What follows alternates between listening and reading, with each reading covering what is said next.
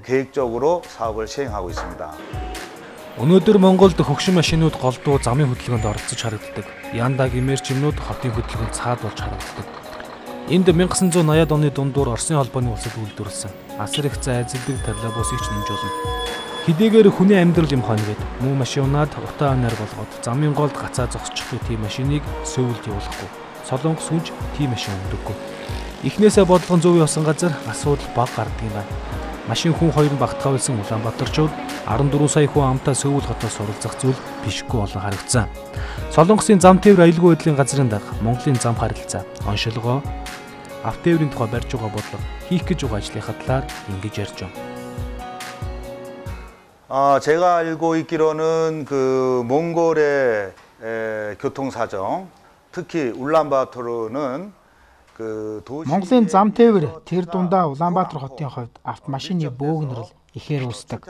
Автомашины төвжрэл бөөгнөрлийг харахад зам тээврийн дид бүтцийг өөрчлөх, иргэдийн зам тээврийн дүрм журмыг өөрчлөх шаардлагатай гэж харагддаг. Монголд автомашин хэрэглэгчдийн тоо жил бүр өсөн нэмэгдэж байна.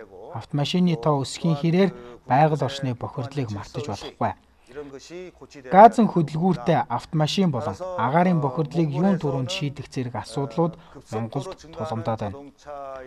Бид Монголын зам тээвэр харилцаанд тулгамдж байгаа энэ мэд асуудлыг мэдхийн хувьд Монголын зам тээврийн газартай нэгт уялдаатай хамтран ажиллаж байна. Бид монголчуудтайгаа хамтран шинэлэг санаа түүнийгээ дэмжин ажиллавал өргөж өгөх болов уу гэж бодож байна.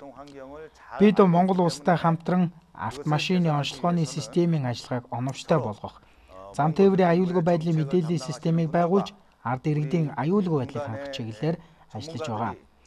Монгол улсын автомашин онцлогооны систем манай улстай харьцуулахад технологийн хувьд бүрэн тоноглогдоогүй гэж харагддаг. Зам тээврийн зохицуулалтын арга барилч мөн төгс бус байдаг.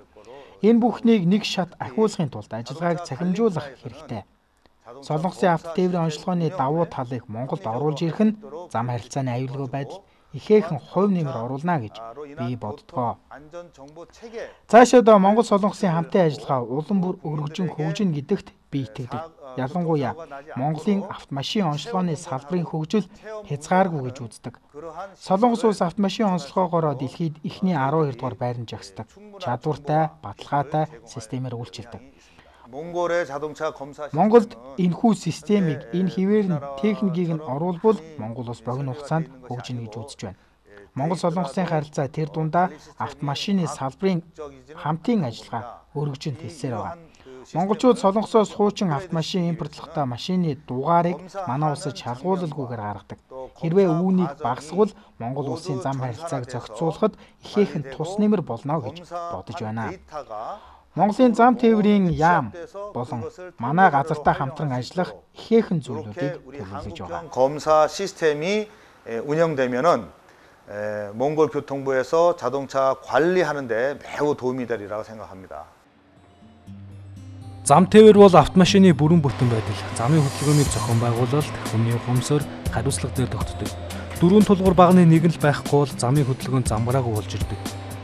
Тэгвэл солонгосчууд замын хөдөлгөөний бүртгэл хяналтын систем хариуцлагаар зохицуулж байна.